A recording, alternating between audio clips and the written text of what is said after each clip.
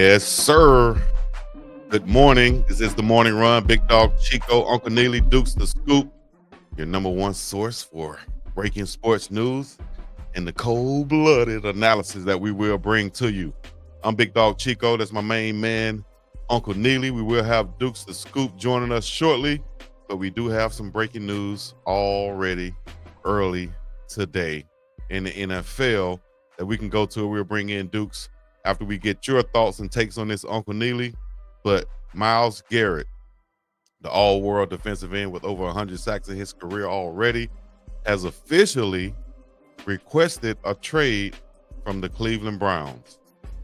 And part of what he said in his statement was, while I've loved calling this city my home, my desire to win and compete on the biggest stages won't allow me to be complacent. He said the goal was never to go from Cleveland to Canton. I think that's a direct shot at what the GM said previously. It's always been to compete for and win a Super Bowl. Talk to me about your thoughts about the all-world, all-pro defensive end Myles Garrett requesting the trade from the Cleveland Browns. I think you was on mute, Unc. Talk to me. I said, first of all, Big Dog Chico, let me say what's up to you. Good morning where you are in part of the world. This is the morning run, lunchtime as we get to the Central and East Coast time. But, hey, man, back over on the West Coast, it's the morning run. I seen somebody just checking in from London. Hell, it's night over there. Yes. So it is worldwide. Chico, Chico, Chico, Chico. Yes, sir. You got mad at Unc the other day when Unc said that Cam Newton was BSing. He know he would rather have a Super Bowl than the MVP because the goal is to win. Now, here comes Myles Garrett, who's still currently playing, and he said, you know what, y'all, these 100 sacks, this Hall of Fame career, which is heading that way, that's all important. That's fine and dandy. But I didn't lift all them weights, in the words of Bill Parcells, to just be a sack leader for the Browns. Yes. I want a Super Bowl, man. I want to win. Chico, all these guys want to win. And so I understand where he's coming from. I ain't mad at him. I think he's given his all to Cleveland, and it just didn't pan out there environmentally. But I will say this. Here's the bigger impact, I think, to me. Because clearly when this guy wants to go, he's got the leverage to go. What does it say about the upcoming draft and Cleveland in his top pick and top picks about people even wanting to go there when you have a Myles Garrett saying, dog, we can't win here. I don't want to be here. Yeah, I mean, I think he's spot on. I think he's given them all he can give them, in the prime of his career.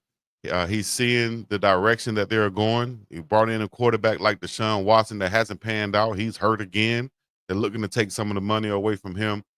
So what are you looking at if you're Myles Garrett? Possibility of bringing in another rookie quarterback, still rebuilding, Nah, dog. I'm like, man, listen, man, I'm not trying to go to the Hall of Fame from Cleveland just for my personal accolades and not winning. Where is that going to really get me at the end of the day? You broke it down last week and say, hey, man, they have some events that's only for champions. Yep. And, a guy of that caliber wants to be, in that exclusive club of winning the championship, especially when he's that top tier player who he knows that he can bring value to an organization that's right there on the cusp of winning a championship. So I think he's doing the right thing right during Super Bowl week to do this. We've seen this in the past many of times for that leverage I think it'll bring. So I think he's going to head in the right direction to go to a Super Bowl contending team. It's just going to see who's going to put up those multiple draft picks that it's going to take, maybe a young player, for them to give up Myles Garrett, even though he's requesting the trade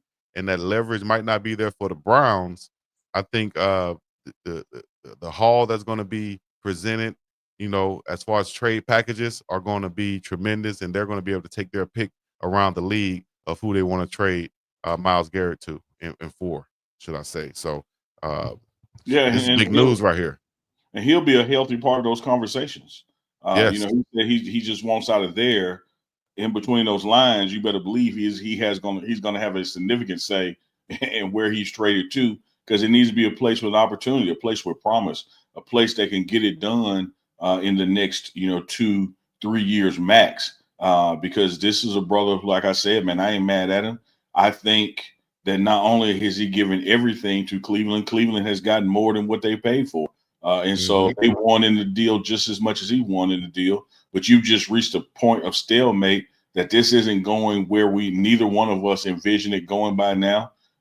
Putting our shoulders further to the grindstone is not going to make it happen because it hadn't been, from a lack of work. It's just been a totality of issues in a series of unfortunate events that's hit them and hit them hard. And it always seems to hit them hard at Cleveland because it just can't get right.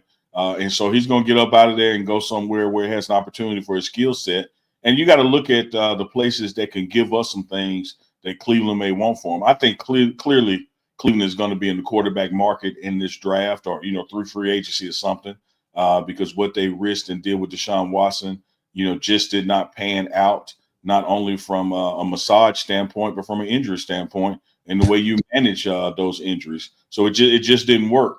So you're going to need a QB. That QB is either going to need protection, and they got a pretty good line there going, but you're going to need protection or weapons. And so I think that what you can get from a Myles Garrett, because he's got a lot of gas left in the tank. Somebody is getting somebody that can still get to the quarterback, for the next 3 to 5 years. So it's not like, he's Shaquille O'Neal when he went to Phoenix or Boston. Like, this is somebody that can still get it done every Sunday if you want to. So I think it's going to work out in the end, man. I think he's going to go somewhere that has a chance, has an opportunity. You look at, just think how much better Baltimore would be with a defense to have Myles Garrett. Lord have mercy. And whatever they would have to give up as far as an offensive receiver or a weapon for Cleveland is more than made up for if you got a defense that can finally stop somebody, because their offense produced all year long, all season long for multiple seasons. And it's been their defense and inability to consistently get to the quarterback that's kept them out of the Super Bowl. So there's a lot of places where Myles Garrett can land and have an impact. And there's a lot of serviceable pieces that you can offer up for him around the league. I'm going to be watching that with some curiosity. But again, Chico, I say to you, as my man Deuce Scoops joins the screen with us live, I had to keep making sure I tell Deuce Scoop we live because sometimes he'll think we're in the green room. But I think it's one of those cases, man, where there might be some family, some friends, some loved ones around the draft that's a potential top 5, top 10 pick. And when you see a Myles Garrett say this about the organization, what does it say to them and their desire to want to go play there? Hit me up, Dukes. How you doing? Appreciate you joining in. Man, I'm good, man. I don't know what happened, buddy, but between last night and this morning, weather change, something hit me, boy. It's all up in here, all everywhere. So I sound a little stuffy, man. I apologize. You on that Chico? You were down there in South Alabama. I was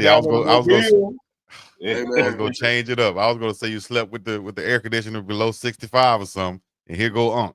Man. Nah, man, but no, I think what an exciting weekend, right? Clearly we're talking about Myles Garrett requesting the trade, and I think man, ain't that scary for a guy in the draft, top 5, and thinking like, man, that's somebody that you would want to play with. Let's say you want to go defensive, that's somebody that you wanted. That was a selling point. But now, man, like, to have one of the biggest stars defensively in the NFL say, hey, I don't want to be here, it puts Cleveland in a tough spot, right? So we see it on basketball. We see it in basketball with how one player can kind of change the dynamic of an entire team. Myles Garrett is that type of player where he can go to a contender and change their fortunes. I just want to know what he considers to be a contender. Would it be a Final 8 type team that, does it have to be a playoff team? Does it have to be a team who is on the verge, but they aren't quite there yet? Everybody in Atlanta has said, oh, we got to go get him. We got to go get him. I'm like, man, we need more help than that. You got to go. We need all the draft picks we can get. Like, now, he is a great player, but I'm not even sure if he would consider the Falcons based on how bad that roster is defensively and how many gaps there are. So I think it's going to be interesting to find out what he considers to be a contender and who actually wins it and who wins the Myles Garrett sweepstakes. Right. How did I know Dukes is going to come on and say the Falcons? Oh, absolutely, man. Let me tell you this: if Dukes ain't nothing else, he's loyal. Now he He gonna ride with them dirty birds, you know. Right.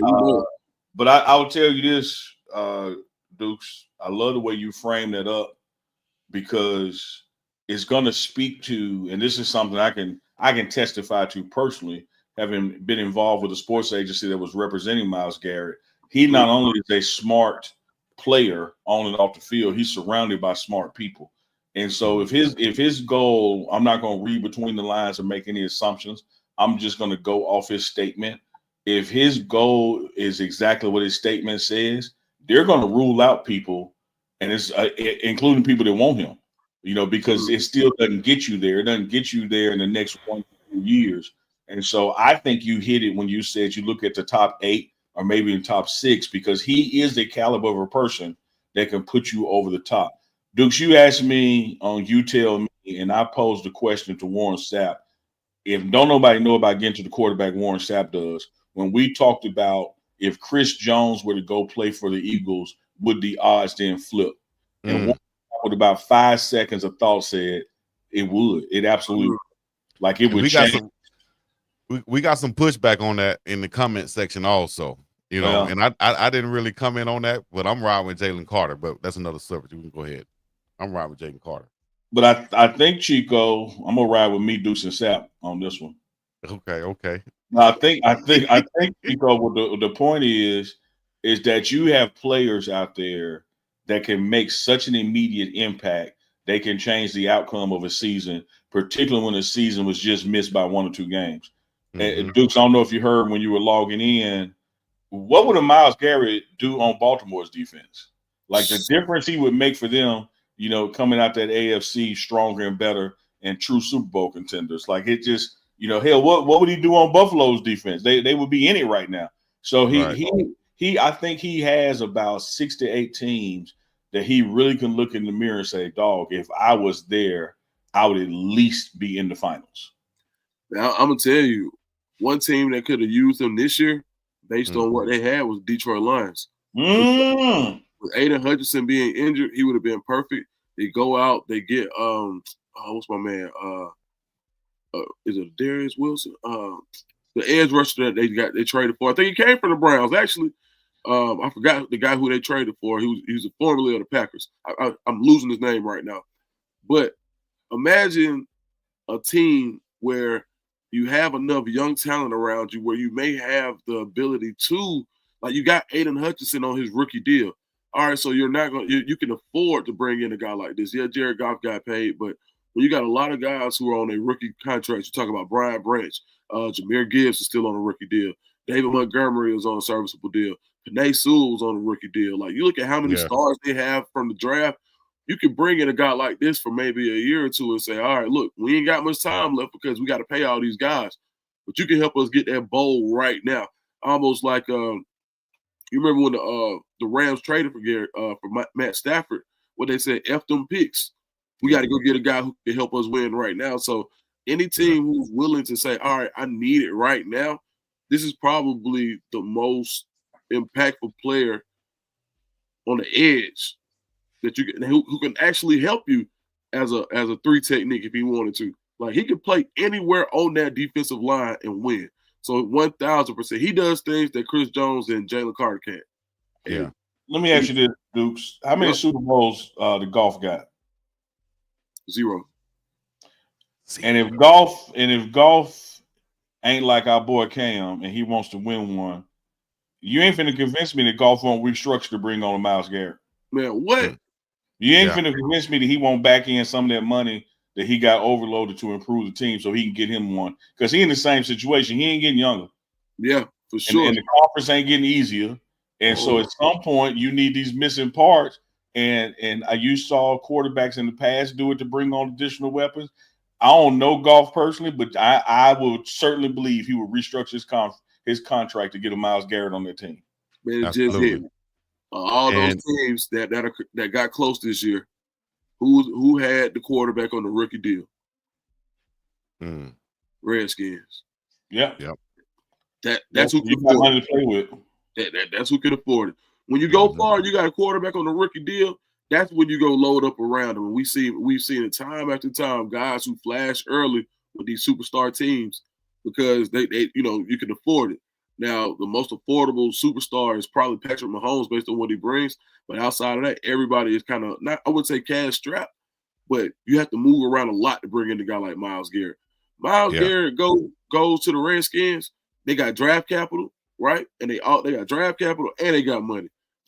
I would probably say they would, if I were to check Vegas odds, I would think they would be near the top of the NFL when it comes to landing spots. When they put the odds, the prop bets on where he goes, I would think the Redskins will be at the top.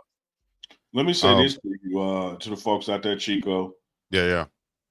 Because I think everybody talking right here, these three talking heads as well as the folks in the chat, are old enough to remember when the Seattle Seahawks won a Super Bowl with Russell Wilson. When Russell went to Seattle, they had an outstanding damn defense. They were able to win a Super Bowl on his rookie deal, which cost them nothing. But when it came time to pay the quarterback after winning, they had to let that all-star defense go because you can't afford everybody. And so what Dukes is painting the picture of, when you look at guys, teams who are out there in the finals making noise for the Commanders to be on a rookie deal quarterback 1 year into it, they got the ultimate flexibility as somebody who is proven we right there just need a little help, and we're going to have money spare. So I like the way you drew it up, because winning on a rookie deal makes a lot happen for a team.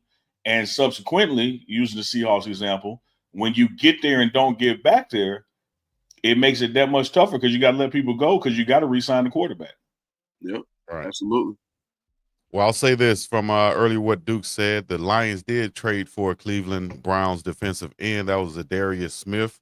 He played 17 games played this past season, 9 sacks and 22 solo sacks. So he did make an impact with the Lions, but they just couldn't get over that hump.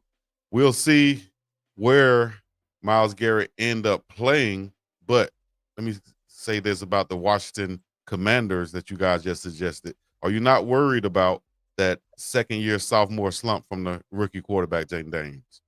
I'm not. I think when I look at his collegiate career, what he was able to do at LSU and winning the Heisman, and looking what he did his rookie year with all the new parts, new coaching, new system there, it shows me that's just who he is, that wasn't a fluke. I wouldn't be surprised if there's some kind of drop-off, and not because he dropped off, because the rest of the conference division, caught up some. So I think there will be some quote-unquote bumps in the road. But to me, Jaden Daniels has proven he's a damn good quarterback and could be a damn good quarterback for years to come in the NFL. Let's get him some weapons. Agreed. And I think when you look at what Cliff Kingsbury was able to do, when Cliff Kingsbury got the job for the Cardinals, they already had a first-round quarterback from the year previous, Josh Rosen, who they spent a number 10 pick on. We'll holler at you, Josh. We got to go get the quarterback that fits this offense the best. Who did they get? They went and got Kyler Murray. Can you imagine how elated that Cliff Kingsbury is to have basically a stretched out version, a 6'3" version of Kyler Murray? Yeah. When you talk about somebody who fits an offense perfectly, I don't think there's a better fit in the NFL for someone who's proven that they can do it offensively. As Kingsbury's offenses have been traditionally pretty good, but he's proven it, and now you've got the perfect piece for it. And there are so many times that people have to adjust what they want to do based on personnel. I can't do this because I only have this. I can't do this because he can't do this, so I have to adjust to him. Jaden Daniels has the mental capacity and the physical tools to pretty much install a whole offense without having to hold any of it back. And we know in the NFL, a lot of times, what do guys say? We gave him this, we didn't give him everything. Jaden Daniels, and I think this was the coolest thing I may have ever heard, on his list of teams of what he wanted virtual reality training so he could put the speed up, so he could learn visually and mentally how fast the NFL defense was. So while he's watching while he's training himself at hyperspeed conditions, the uniqueness and the unicorn nature of what he was able to do and the fit of him and that offense, I think that sophomore slump, I think he gets better next year. Yeah, because like that. The fact that he requested that, he wanted to get better. He said, I not only want virtual reality training, set it on 1.5. I don't want the game speed, make it a little faster. Like he wanted that. And I can only imagine he's going to do the same this offseason. He's going to set it at 1.75. I would say this, y'all, and I'm not going to classify this as breaking news. I would call it new information. I had a conversation with Coach Prime and just getting his feedback on, East West Shrine Bowl, how everything went out there. And one of the things he did point out to me is that he had a very pleasant conversation with leadership for the Browns, and that in that conversation, he was able to see some things differently, as in getting a new understanding, of the organization and why they had moved in certain ways when things ended up the way they ended. Now, of course, this is days before this breaking news of Myles Garrett wanting out of there. But with where they're picking, we'll just see. They still have a top pick in this draft, man, and there's going to be a damn good player available when it's the Browns on the clock. Yes, indeed. So we'll see, like I said, how that's going to work out. A lot of speculations about the teams, as we just did. And I think it's like 800 odds that he goes to New England, plus 700 for the Lions, 600 for the Bears, 500 for the Commanders, and 400 for your Cowboys, Uncle Neely. So, well, I don't anticipate Jerry getting anything right. Y'all know my biggest statement is future performance. Is predicated by past performance. That's the best indicator of it. So I don't have any expectations that we're gonna get better this offseason, because we had all these opportunities to get better and we didn't. If I'm talking to Myles, I don't think the Bears is the place to go. I don't think they are one Myles Garrett away. I will say that from another breaking news standpoint, we didn't touch on it this weekend, Chico, but the Bears have brought on Eric Bieniemy as a running back coach. Yes. And that's his true position. Outstanding rusher at the University of Colorado.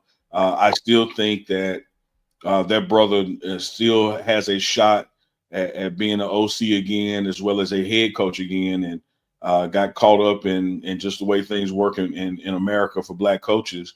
But I'm happy that he's back on the staff and now can, plow some earth and get back where he's supposed to be. But it'd be interesting to see what he's able to do from that running back position coach at the Bears. But if I'm Myles Garrett, I don't think I'm going to the Bears. I think they're more than one away. Yeah, exactly. All right. We had a discussion last night, Dukes. We were talking about Unc and I. We said, who won the trade? The biggest trade that has gone down in NBA history right now with Luka. We weren't talking. We got in a fight. We got into it. We had a disagreement. The video is getting ready to go up right now on YouTube. But Luka is now in LA, of course, as we all know. And Unc and I had a disagreement, as he says, of who actually won this trade. And I want to get your thoughts on this, dude. Who do you think wins the trade? Whether it's, as Unc said, 30 days from now or 10 years from now. He's trying to bait you, Dukes. He's trying to bait you. That's why he's laughing. He ain't no damn what you said, dog. He ain't no damn good. You're supposed to leave the question right where it was and let him answer who won the trade, and then we get into the deeper nuance. Okay, well, who won the trade, Duke? This is the exact same trade as Matt Stafford going to the Rams. I'll tell you why. The Rams won that trade because they got what? They got a Super Bowl. They did what was necessary tomorrow to win. All right. Right now, the Mavericks did what's necessary tomorrow to win. All right. Talk to him, Duke. Talk to him. So right now, that's what's necessary tomorrow. Now, when you talk about they are going now, it's going to be, but they're going to end up kicking themselves years to come, because why can't we figure this out? Luka Doncic, and let me tell you something. I had to do so much research on Luka because I wanted so badly for the Hawks, my hometown Hawks. I always got some hometown flavor. I wanted so badly for the Hawks to be able to say they won that trade, Trae Young for Luka Doncic, and I had every scenario in the book. Oh well, you got to consider it came with Cam Reddish too, so you got to grade both of their careers. I mean, I had all the fire in the world. And I just had to go back and look at it and say, man, Luka top 5, dog. Like, it just is what it is. But right now, if you got a top 5 with an undrafted mentality, then it don't matter. You saw last year, I think it was so telling last year after they had a big win against Minnesota, I believe. And Luka got a beer, and Michael Finley runs right up to him. It's on camera. He runs right up to him. He's like, bro, what is you doing? Like, why are you drinking beer right now? Like, I get what, that's not it. And the frustration from that told me all I needed to know. I don't think Dallas viewed, like, I know for a fact now it's out. They said that his conditioning was a problem. Did he take the game seriously enough? We've seen plenty of stars fizzle out because they didn't have it here. It ain't what they had here. It ain't what they had here. It's what they had here. Will you do what's necessary to win? So right now, with somebody who did miss some games this year, now they starting to see, you probably want to miss them games if you was in better shape. Like, so now you give the opportunity for Luka to go learn from probably the most well-tuned athlete in the world, in LeBron James. If LeBron takes this on, you can see Luka become that next top 1, top 2 player in the NBA for the next 10 years if he takes this on. But as for winning the championship this year, I think that you have to say that with the way that Kyrie Irving is playing, to give him a big like Anthony Davis who's healthy enough, and this is probably your last year of AD being like this because your body just can't keep taking them injuries and you keep coming back from it. So I'm going to have to put a caveat on it. And that today I think the Mavericks win, but I think maybe even by this fall, I think it's a Lakers win. It sounds a lot like what? Let me see what Uncle said. I'm not going to say anything. I'm going to say it sounds a lot like what both of us said. Like, okay, there you go. See, Chico, two things can be true at the same time. A quarter is head and is tails. It's the same damn 25 cents. Yeah. And I loved our spirited debate last night. I loved our argument last night.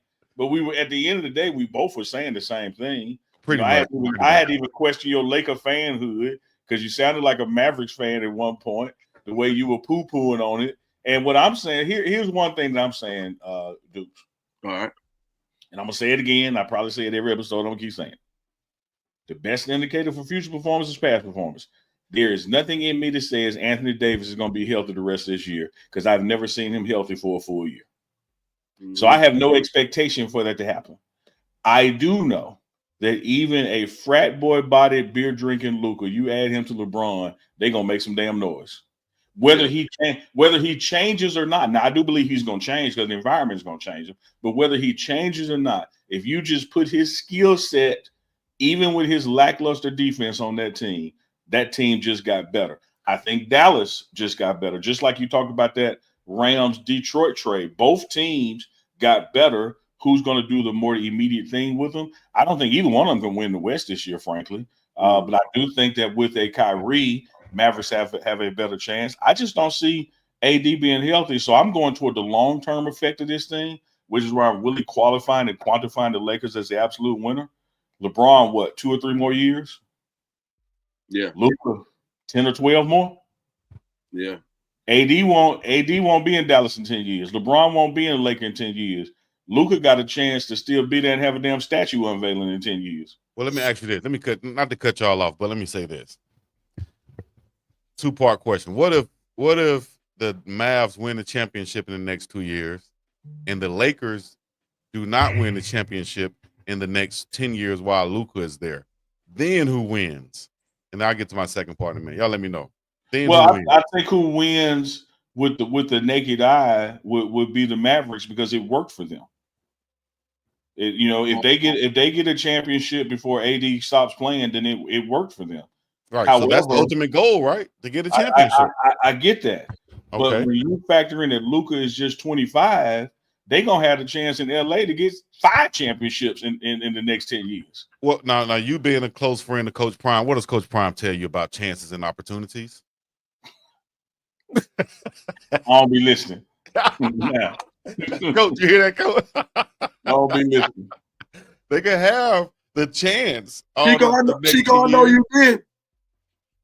Huh? Chico, I know you didn't. What you mean? What you saying? Yeah, he did. Yeah, and he gonna clip it and post it. I just asked the question, dog. I didn't tell him what to say. I just asked the question. Yeah, and I'm saying that because. But see, here's the fallacy Okay. Scoops. Here's the fatal flaw in his argument. He gets to hypothetically say, well, if they win one in the next 2 years, but I can't hypothetically say, what if Luka get 5 in the next 10? Like he gets to skew his argument to make his point.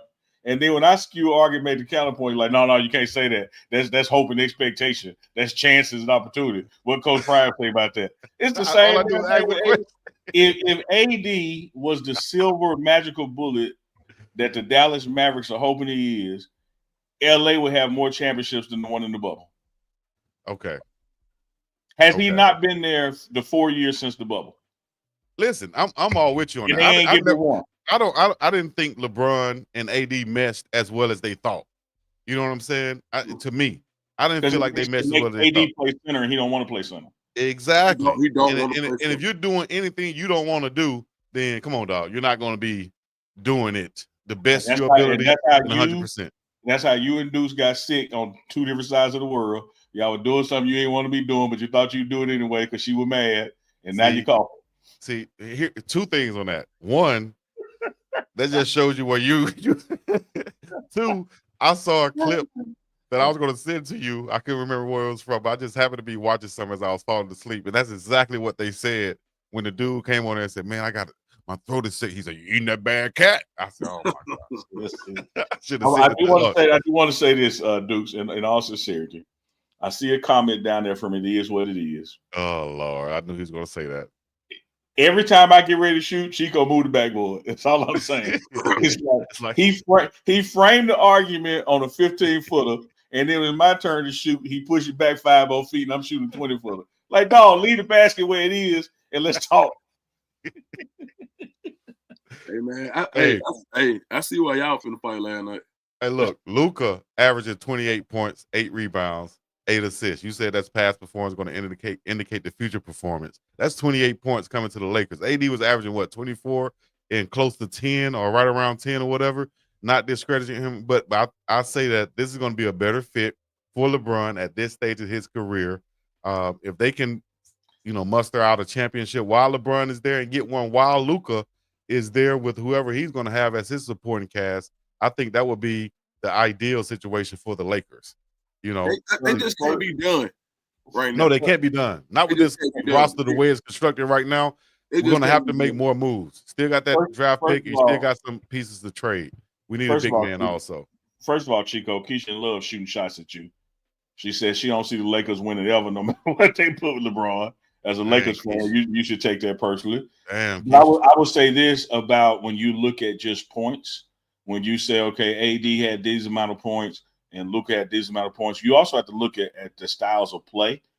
AD is hard to defend, but you ain't got to defend him but one spot. You got to guard Luka everywhere. He stretches a defense. Like you got to guard him the wing, the 3-point, back to the basket, baseline, corner 3. Like no matter what he does or doesn't do, he's going to help LeBron by creating space because you got to play him everywhere. And so there's a different dynamic to it than more than what their average score is. At the end of the day, I think the Lakers are going to be the bigger winner of this trade because Luka has more time left in his 20-plus points a game than AD has. Yeah, the way Luka plays is he's basically like a European LeBron. When you think about someone who can impact the game in a multitude of ways, and I say the European part because traditionally you don't see European defenders defend that well. Mm-hmm. But offensively, he could do everything. He's probably a better shooter than what LeBron has been. But LeBron added so much more.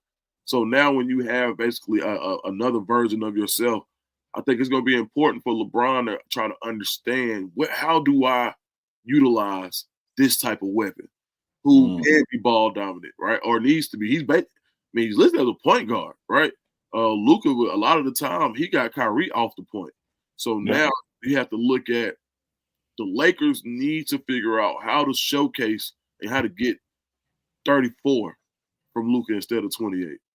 How do we get 33? I believe, if I'm not mistaken, did he not lead the league in scoring last year? Yeah, he led the league in scoring, and I think that's going to be. Just imagine, Kyrie is a ultimate scorer also. I think he's more of a natural scorer than LeBron. LeBron is gonna want to play off Luka. Like I said, he's a fan of Luka's, so he's not gonna want to try to, just take over and let Luka play off of him. I think he's gonna do better in playing off of Luka. So that's gonna open up Luka to get those 30 plus points, and LeBron can feed off of that, kind of like what he did in Miami. Now the question is gonna be, will we get that third player that can actually score? Will that be Austin Reeves or Connect? Will they trade those pieces? How is that going to work? So, but to step back just a little bit. Oh, go ahead. I was going to say, just to underscore what you're saying, and I know you're not saying as a Laker fan, you're just saying as a basketball purist and your basketball IQ. The reason that third player is going to be so vitally important is that now you have two players. No shade to anybody. I'm just talking facts here. You got two players who their first mindset is to make the basketball play. And so they're going to be kicking the ball to the open man. Like you probably got a Laker offense coming now. There's going to be 3 or 4 passes before the ball is shot. Mm-hmm. And that makes the team better, I think. Yep. At the end of the day. And like Duke said earlier, I said this last night also, Luka is getting with LeBron. Like I said, they have a great relationship. He was a LeBron fan, so he gets to play with him and learn from him and see how he takes care of his body. And you think he's not going to go to that school of LeBron to be able to play as long as he can, in tip-top shape? I think he will. Now, to step back like I've been wanting to do this whole time and talk about that beer situation that Michael Finley took from his hand. Luka is from a country called Slovenia. Slovenia is right below Austria. Austria is where I used to live and where I played football for the Grass Giants out there. What I witnessed was a different culture of people, different culture of young kids, 16 and up. And that's when Luka went and played professional ball when he was just a teenager. 16 and up, smoking cigarettes and drinking beer like it was water. I literally had teammates that would be dressed in full uniform right before the games and at halftime would be like this, smoking the last little bit of their cigarettes. So I'm saying this to say this, that I said that to say this. I think it's a cultural thing as far as them drinking beer. And when Michael Finley came and took that beer from his hand, you saw the look Luka gave him. So I think he was like, man, what are you doing? And Michael Finley didn't realize you're kind of almost disrespecting him, so to speak, not asking him to take it from, just taking it from him, trying to make him conform to this Western culture, I think. I think it was nothing different from what you might see Jokic do, Dirk Nowitzki do, and any other Eastern European player. They're going to drink their beer because that's what they've done.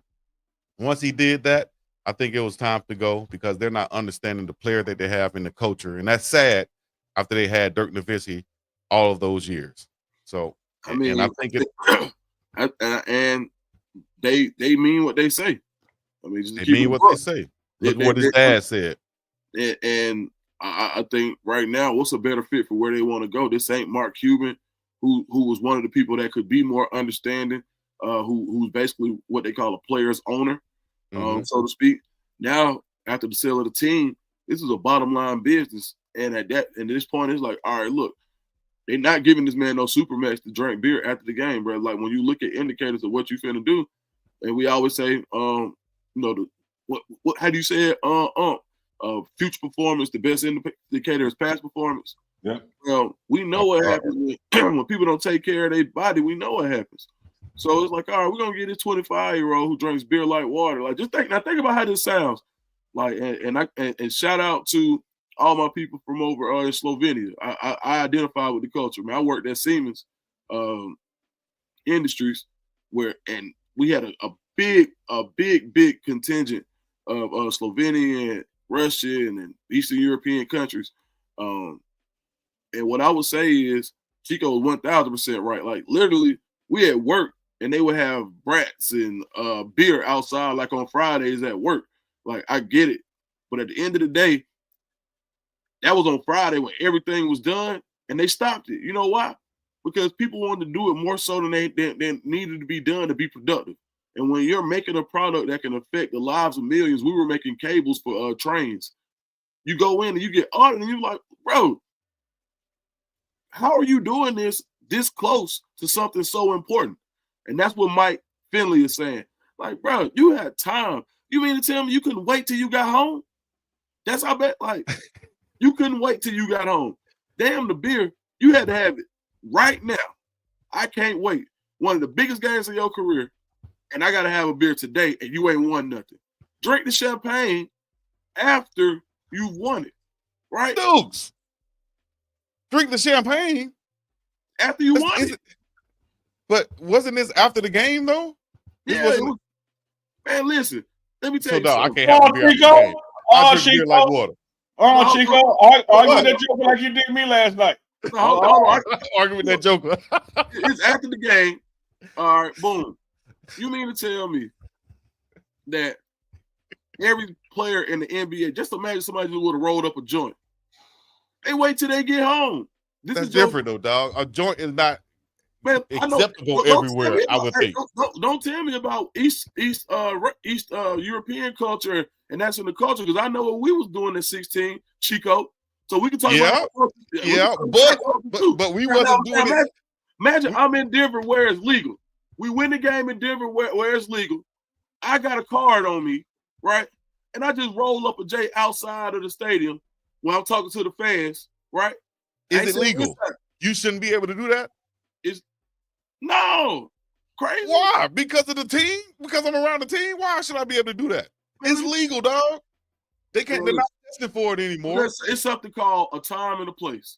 You're right, yeah. And that's that Western American culture, I think. I think over there in Europe, in Europe, you will see young guys in the cafe. That's what I'm talking. Not just doing it on the street like we did in our backyard. We would have to go in the backyard. No, we're going to a public establishment. That's a business that you have to walk into, sit down, and order coffee, beer, and cigarettes.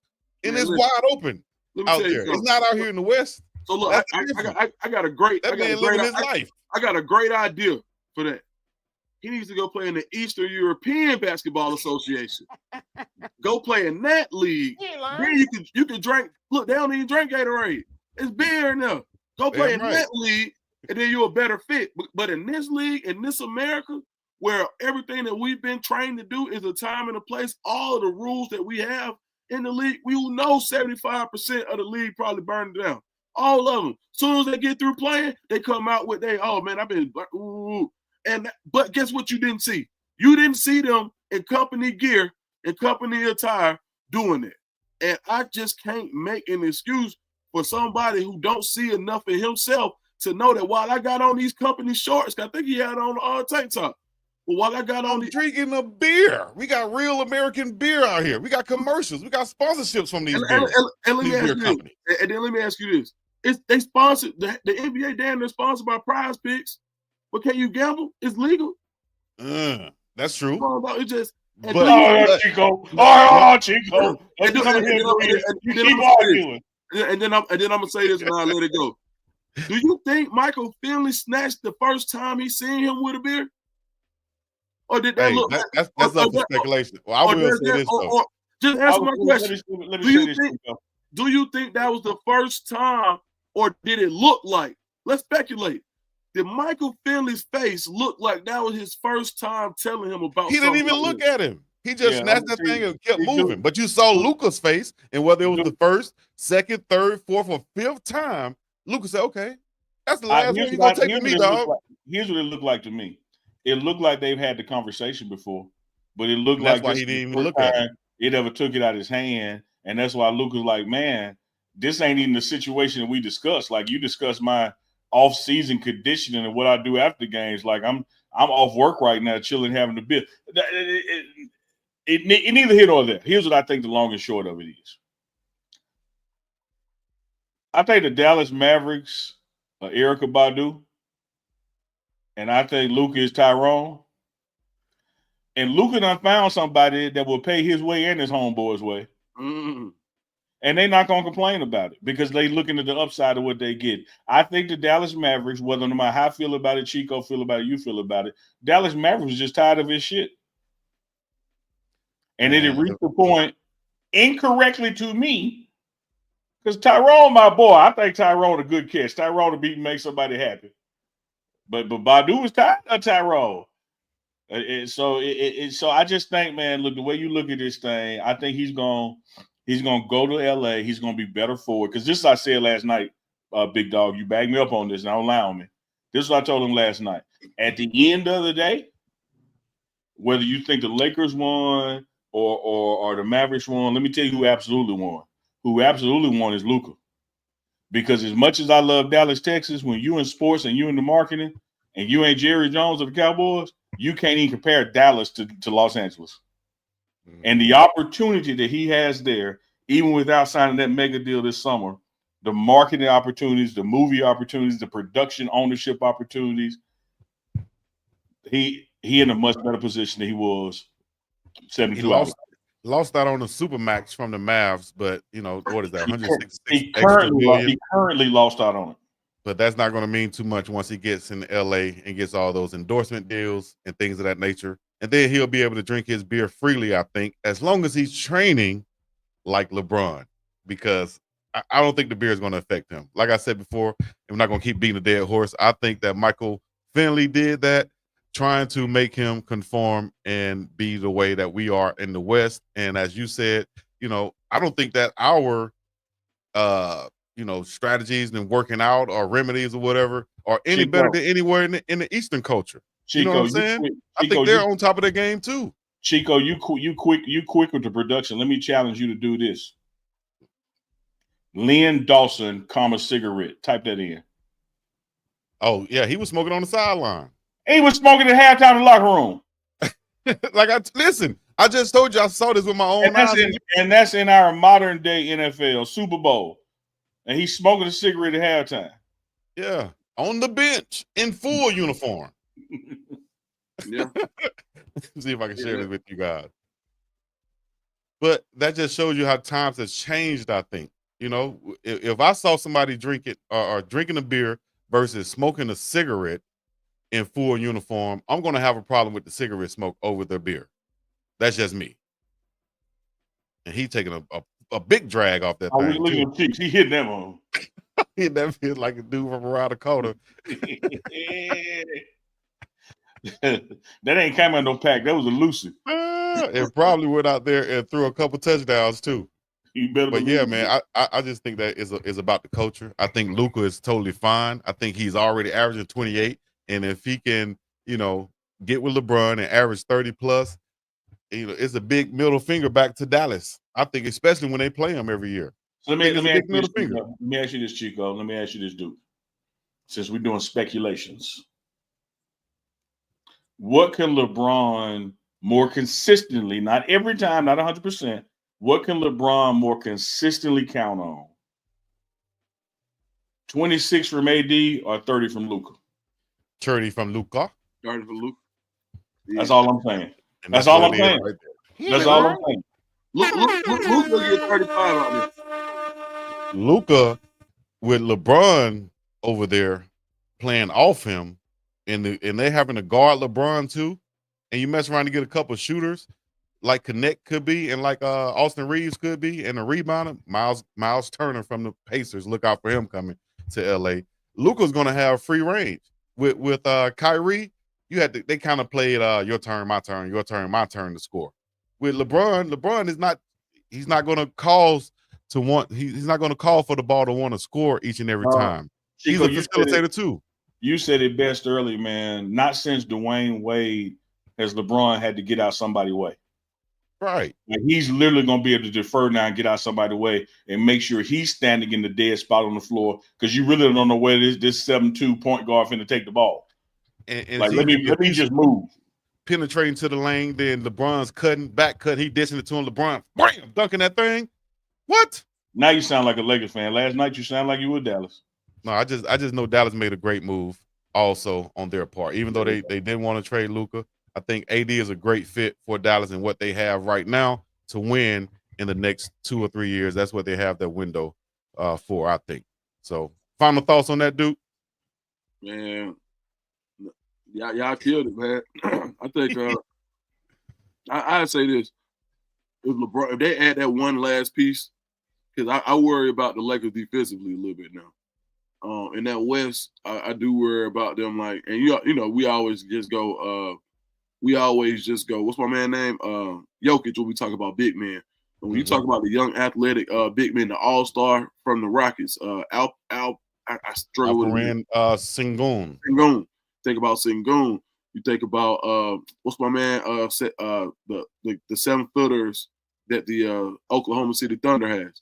You got two of them. Big Chet and big the former Nick Hartenstein. Isaiah Hartenstein, yeah. Hartenstein, right. When you look at all the bigs that are in the West, you got to add somebody to help you down low. That's the only thing. But outside of that, they're gonna have to score a ton of points. And I think that Unc made such a great point.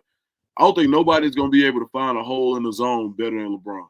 He's gonna be setting up now, and now this adds years to his career. Exactly. He can become a secondary facilitator, and not only make the right. Now he becomes even more of a marksman with his passes, because he's going to set himself up to get other people open. We talk about somebody teaching the game. LeBron James understands this game at a level that I don't think a lot of people have ever. So from this point, I think it just helps LeBron elongate his career when you bring in a guy like Luka. And I do think that the way that Kyrie is playing, they call him the point guard, lowercase g. Yeah. I mean, I know they say CP, but man, look, Kyrie right now, nobody got a better handle than him. Scoring either hand. Like right now, you give him a big and can go pick and roll. This may be the nastiest pick and roll we've seen since Kyrie and LeBron. Yes, because AD can shoot it from outside. He can go to the basket. You know, he's still a force on the offensive side of the ball. So him and Kyrie are going to be, killing on that 2-man pick and roll coming down the lane. And defensively, what do you do defensively against the Mavericks right now? Like they literally they can neutralize any big defensively. And what if they go? What if Jokic? Man, bro, imagine fourth quarter and they say Kyrie done went crazy. You give him one shooter and move Anthony Davis to the 3, and you play Gafford and what's my other man's name? Gafford and Derek Likely. Likely. Boom. You bring all that front court in because you can do that. That's literally doomsday for anybody who's getting off on the interior. So I think that what Dallas did was say, we want to play basketball. We want to rebound. We don't care about the flash, and we want to be able to shut you down. And we want players that play the game the right way. And I'm not saying Luka didn't. I just, like you said, I just think they was tired of Luka, man. Let me tell you this, Dukes and Chico. My final point on it, touching on what you said about the Mavericks and what can somebody do to stop it. You got to rebound your ass off. You can't let them get second chance points. First chance points is going to be enough. They're going to damn score. And what I'll say about the Lakers end of this, when you look historically, one of the most dominant big men in the NBA history, particularly with the Lakers, and was also known to be lazy and out of shape by his own admission in Kobe's too, was Shaq O'Neal, and he got a damn statue out there. So I'm really not worried about the Luka conditioning phase, because to me it doesn't impact his performance no more than it impacted Shaq's. I just think it's time we look at people and we see what they could be if they did things differently, and allow that to not let us truly see how great they are doing the way they want to do it. So if Luka can lead the league in scoring by standing in the hallway drinking a beer, don't take that beer out of his hand. Don't take the beer out of his hand. And everybody talk about Jokic's body. He should look like. What if he looked like LeBron? He'll never look like LeBron. Ain't nothing they can do about it. Ain't nothing they can do about it. Yeah, Luka had to get a BBL. BBL, Luka. BBL, Luka. This is who Jokic reminds me of. What's the boxer name that beat Deontay Wilder? Tyson Fury. Fury. Amazing, skillful boxer, but doesn't look like you'll walk right past. I'm gonna go old school wrestling on y'all. When y'all would have the 4 horsemen come out, and you got Lex Luger, Flair, Olin Arn Anderson, and then Barry Windham hiding in the corner because Barry Windham ain't lifted the weight in all his life. Barry Windham. Luka is Barry Windham. Mess with him if you want to now. He gonna kick your ass, but he just don't look like it. He was country strong. He threw bales of hay in the backyard with his dad. Yeah. One of the best players ever. Right. His dad's VP of basketball. I believe he took the beer from Luka because players are not to be drinking on camera like he was and can't be giving free promo. Now, see, that can be very well true right there. I like that explanation, but still, come and say something to me, dog. Don't just take it out of my hand like I'm a 12-year-old child. I just won you a big time game right here. You just gonna come and take it? All right. Look, let me tell you this now. Oh. Let me tell you this. And I'm off the Luka Laker. All right, we're gonna be off you too. But just on the Finley thing, let me tell you this. In as much as that Finley was not wrong, he was definitely flexing. Yeah. He was, because when Latoya talks about the camera, he could have off camera said, "Hey, Luka," and pulled him off camera, took the bill. He was definitely flexing. He was definitely letting you know, I'm the VP and you a player. I'm taking your bill. Like, it was definitely a flex. Yeah, for sure. I agree. All right, so guys, we have we talked about Myles Garrett, talked about Luka, of course. A couple of other pieces of news here. We had another trade in the NBA with De'Aaron Fox going to play with Victor Wembanyama in San Antonio, and Zach LaVine heading to the Sacramento Kings. Not as big of a splash, but I do think that Fox in San Antonio will be a big move and a big help for Victor Wembanyama. Anything that Victor gets added to him is damn near cheating. This is a cheat code because he can do it all on his own. When you look at, man, how he skews the scoreboard just on his blocks, forget his points. Like, he's wiping away 12 points a game that the other team normally would be making just on defensive blocks, and that ain't counting the ones where he changed the shots. And so you add another piece with him. And I think Dukes, Chico, not to go back to the previous discussion, but I think it's relative because all those teams in the West, when you are managing a basketball team, you got to look at what you got now and what's coming.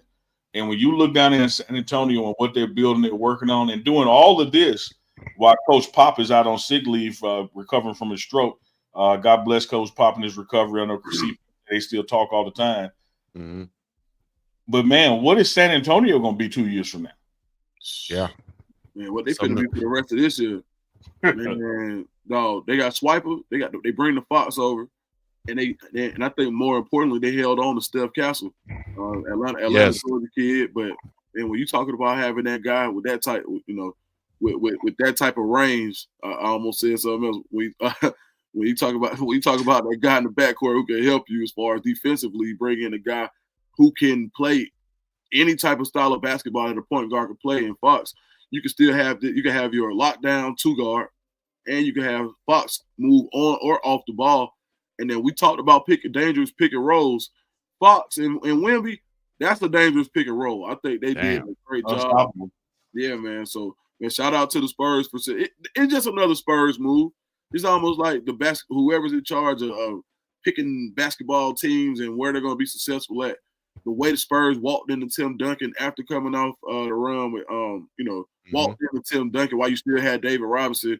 You walk into Wemby. It's just another move in a long line of Spurs. Whatever it is that they've done right, they've been done right in the basketball universe. So shout out to the Spurs and LaVine to the Kings. I think it's going. I think it's going to open up DeMar DeRozan son. It's going to help them. They've got a lot of familiarity. Not only is LaVine going to be able to be a bigger scorer, but it'll help DeRozan bring his game out because this is a mid-game. He's a dinosaur in this league when you talk about having a mid-range jump shot. So having LaVine being able to stretch the floor the way that he can and not having to drive as much. If you see his game this year, we know that LaVine lost some athleticism, but he's been knocked down shooting that ball. So by being able to add another shooter who can do a little bit of both is going to help DeMar DeRozan. So this year, I think it'll help propel the Kings to possibly that first to the number 7 spot, which is that's the play-in game, the first play-in game. So, but man, the Spurs, and they ain't done. They not done, and they are loaded with picks thanks to the Hawks. Yeah, I want to give a couple of shout outs here, man. First and foremost, just like then when you ended with the Hawks and then in reference to Atlanta kid, Duke's gonna make Atlanta, Georgia be a part of the discussion some kind of way. So shout out for that because my grandmama told me it's a piss po frog that is shit on his own lily pad. So one thing I love is you love where you from. But my other point I want to make is compliment to the three of us that we can have a 45-minute basketball discussion. And because we would know Diddy and pause the hell out of each other, nobody said long, nobody said go deep. Like we avoided words like that just at a level of black excellence never seen in a Black History Month before. So I want to shout out my 3 co-hosts for not giving the chat the opportunity to say no, Diddy, and pause. Because never did we say, oh man, he's so long and he could go so deep. Like we stayed all the way from the basketball conversation. Although last night you did say you was gonna pull out and go back in. I did say that.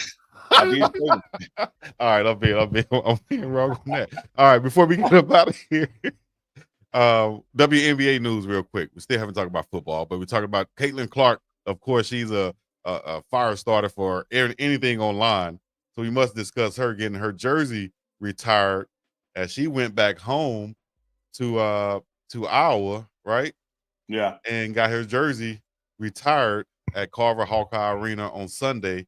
That number 22 is in the Raptors now. No one would ever wear that jersey number again. She made news earlier this month, though, when she decided not to participate in the NBA three-point competition, but instead to wait until the WNBA All-Star game to participate in it and to bring those lights to the WNBA rather than the NBA. So y'all thoughts on Caitlin Clark getting her jersey retired and not participating in the NBA three-point competition? Well deserved on the jersey retirement. I don't know if there's a window that you got to wait to do it, but you got to do it at the first opportunity. And so shout out to her for that. Well deserved, well earned. And as far as participating in the All-Star Weekend of WNBA, I'm getting about tired of this forced consolidation of these two leagues and doing skill stuff together. Trying to help. At one point years ago, Dukes, it was done to try to help to promote, the women's league, so put more eyeballs on them. But the fact of the matter is, the only way you're going to get more eyeballs on the WNBA is for the talent to get better. And the only way the talent is going to get better is that the feeder system of college basketball for women gets better. And I think you see that happening. When you look at what's happening across the nation from Iowa to LSU to South Carolina's, of course, with the powerhouses, like the Huskies up there with Gino. I think the pipeline for women's professional basketball is stronger than it's ever been. And that's what's going to grow the eyeballs, is a quality competitive product where you can have a Asia or a Caitlin NBA on every team versus just 3 of them in the entire league. I like the expansions taking place to other cities. Stop trying to merge these All-Star weekends. Let this league stand on its own. Stop trying to merge the All-Star weekends and let them stand on their own. I like that. Dukes?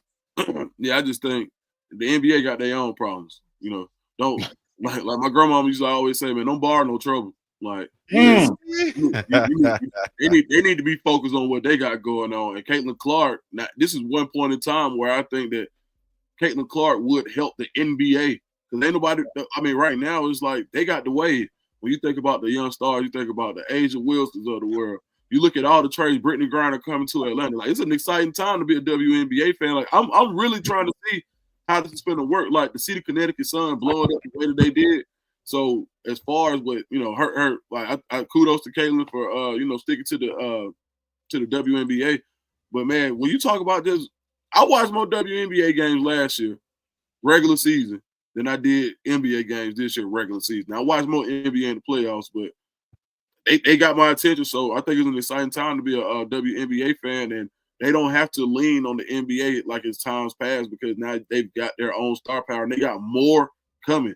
Man, I don't know if I'm looking at some of the high school basketball, women's basketball is just evolving as a whole. And when you look at what's coming, you look at Juju coming, Flau'jae coming, you got more and more. Iowa State, I can't think of her name. Like, man, this girl about 6'3", 270. Can't do nothing. Yeah, big mama. Yeah. So at the end, oh man, what's called the daughter? Man, yes, Adrian Peterson's daughter. Man, I don't know if y'all she's balling too. What? She poking, bro. He's good. You should have known AP, because he's a superior type, elite athlete. I'll never forget when I saw him at the Pro Bowl out here in Hawaii, and I'm walking in the hotel and somebody just galloped by me. I say gallop like a horse. Literally galloped by me. And I'm looking, I said, damn, that was AP. Huge as hell, muscular, and right on his tiptoes. So I can imagine his daughter being of that same type of genetics. You ain't asked to ride with him like you did Pastor Troy? And then also, shout out to Asia Wilson on the retirement of Shout out to Asia Wilson on retirement of her jersey yesterday. Also, same number, number 22, and she led the South Carolina Gamecocks, of course, to their first national statue too. title. She got a statue too. Man, got a statue look, also. And I'm gonna tell you right now, if I'm MVP. if I'm an NBA agent, I would have been right at that ceremony trying to figure out NBA or WNBA, because if they stay together, whatever child, Asia Wilson and Bam Adebayo, man, when you talk about winning the genetic lottery to be an athlete, man, I would have been out there. Bam and Asia had on pinstripes together. I'd have been the third person in that pinstripe suit. Like, who are you? The baby caretaker. Getting your Farnsworth Bentley on with an umbrella. Make sure y'all all right. Y'all good? Baby be ducking on you in the 5th grade. I'll tell you this. One of the things I do love about the WNBA is when they show them arriving to the arena. Because when you get to see them in regular clothes, you be like, man, she crazy. Shout out to what's big girl named Cameron Brinkley, who's been causing up a storm out there in LA. She's been doing model type stuff too. And that goes back to that endorsement type stuff that you get when you sign with the LA team. So WNBA on fire right now. The unrivaled league is going down, and women's basketball is big. And I know Uncle Neely is a huge fan of women's basketball. That's how he got started doing what he's doing. Yeah, absolutely. Wouldn't be an existing one for women's basketball at Jack State. One thing I just love the purity of it, man. The communication. You can watch guys play, and you can sit on front row, and you don't hit nothing but the ball dribbling. Right. When you watch women's basketball, they communicate, and they calling out screens and back picks. The point guard is orchestrated. It is a sound, fundamental product. And I think the WNBA is going to grow as the level of competition and talent grows. And when you talk about that pipeline, Deuce, Juju, Flaugier, and they are bigger personalities than just basketball players. Yes. That's going to increase the eyeballs. You ain't got to do no gimmicks. Just be patient. Right.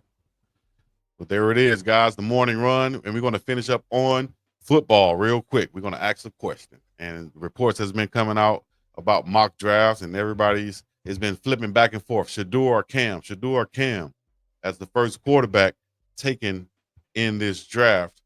Let's get you guys picked right now. I know we might be a little bit biased right here, but let's hear the reasons why you would take, or who would you take, first of all, with the number 1 pick, and why? Shedeur Sanders or Cam Ward? And wait, let me rewind. I shouldn't say number 1 pick. Let me just say you have a top 3 pick, and you're looking for a quarterback. Who are you taking first, Shedeur or Cam Ward? I'm going to go with Shedeur Sanders for my pick, and quick reasons why. When you're picking in the top 5 and need a quarterback, you got a bad team. You probably got a new head coach and a new offensive coordinator. And when I look at the collegiate career of Shedeur Sanders, I see a young man who played 4 years of college ball with 4 different coordinators, 4 different offensive systems. I've seen a guy have to command and demand leadership with having a subpar offensive line and still getting the job done. I've seen the guy go out and do things when the defense had failed on their part to do things, or special teams. When you talk about the leadership, the ability to stand in front of a microphone, whether you're cutting a ribbon at the Children's Hospital or having a press conference after a tough game, all the things that a franchise needs in their quarterback when you're picking in the top 5, give me Shedeur Sanders, because he has all of those things, plus he knows offense, knows how to read a defense, and he can move the ball down the field. I would go Shedeur Sanders as my top pick as the first quarterback taken in the 2025 draft. Yeah, I think you can flip a coin, and I think it's just based on style. Well, what do you want? Do you want somebody who you want? If you want to move the pocket, you probably go Cam Ward. If you want somebody to sit in and be a general from the pocket, and you probably go Shedeur. So for me, I probably go Shedeur just based on the fact of seeing his toughness more than anything. Seeing that when things get rough, or can he get the ball out quickly enough? I think he can. So I just think for right now, you got to go Shedeur. But I'm a 1A 1B type guy when it comes to that. Like, I don't think it's a whole lot of difference. These are 2 great quarterbacks, and I think we're gonna be watching them go against each other for years to come. And this is gonna be one of those drafts that we look back on like we looked on the draft with Ben Roethlisberger and Eli Manning, and like it's one of those type drafts. So I would go with Shedeur, but Cam Ward ain't far behind at all. Not at all. I think it's going to be a factor of location also. So let's say Tennessee takes a non-quarterback with their top pick. Now you have Cleveland and the New York Giants sitting right there. If you're the Cleveland Browns, you got to trade away Myles Garrett. You're going to have extra capital. You could probably get a quarterback later. Do you go with a guy like Abdul Carter to fill in that role and then use those pieces as far as draft pick that you got from the Myles Garrett trade to bring in a quarterback later to your team? What do you guys think about that? If you're the Cleveland Browns, do you take SHEDEUR still, bad weather situation, or do you take Cam, or do you go a different direction? I still stand on the same answer before, and I can mix it with what Duke said and what you're trying to look for. Both Cam and SHEDEUR have the same trainer and select QB and Darryl, so like they know the rigors of what they're facing. I will say that there's times during Cam's career whereas he got Miami out of trouble. It was early on in the game that he kind of quote unquote put them in those troubles with some ill-advised play.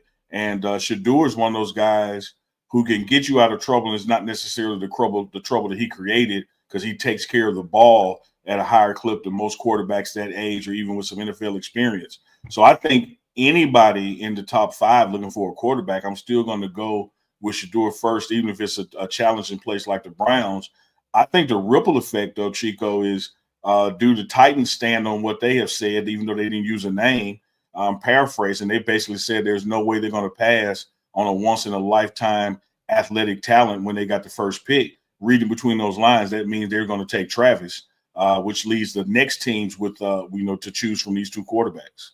And I think the Cleveland Browns could be looking to trade down if a team like the Raiders entice them with enough draft capital to move down.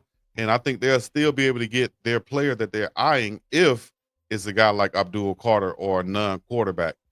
They can trade down, get more picks, and still get a quarterback, I think. Absolutely, Chico. I think you're spot on right there.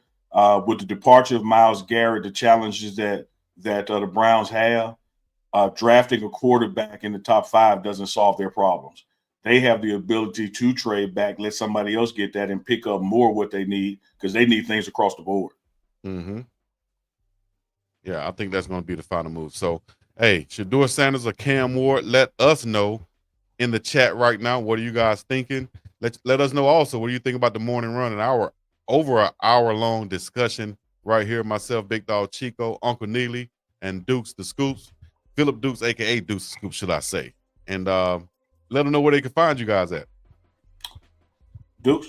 Oh, at Dukes the Scoop on Instagram and Twitter and YouTube at Dukes the Scoop. Personally, on Instagram, BSTGK. You can want to drop me an email. That's Uncle Neely at DeepRegation. What does that stand for? That is Big Sexy, the Giant Killer. Easy. Wait. You got to do the dramatic pause. You can't just say it. You got to pause. It's Big Sexy, the Giant Killer. And you got to do the pause every time. That's a note. That's a note. You got to say the whole thing. That's a note to my guy, Kevin Nash, I would think, right? Kevin Nash, when he pile drive the Giant. Call me Big Sexy, the Giant. All right. On that note, guys, y'all stay tuned. We're going to have more episodes coming from all 3 platforms. Y'all go in there, subscribe, hit that notification bell so that when we do go live, you will be notified and you could come join the conversation with us 3, the coldest trio on YouTube, live right here. All right. Stay tuned for everything else. Like I said, all right, we're gonna be back with more. Hit the like, subscribe, comment. We up out of this thing. Peace in the Middle East, y'all. We out of here. Let's go. Unbelievable. Uncle Neely, the one and only. With that bell ringing, baby. Gotta ring that bell. Yes,